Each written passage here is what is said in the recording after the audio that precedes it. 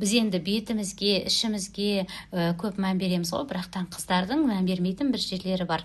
Тырнақтарымыз жасатып қоямыз, но бірақ қолдарыңыздың терісі сіздерді көрсетіп қояды, секреттеріңізді.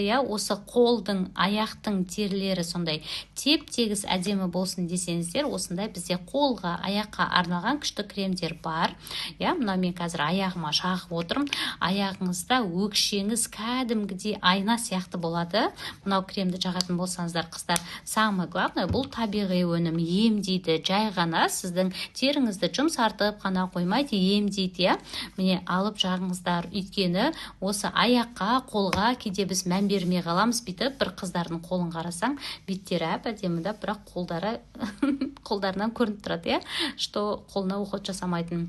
Қолға да, аяққа да уход жасап тұру керек. Табиғи өнімдерді пайдаланыңыздар міндетті түрде.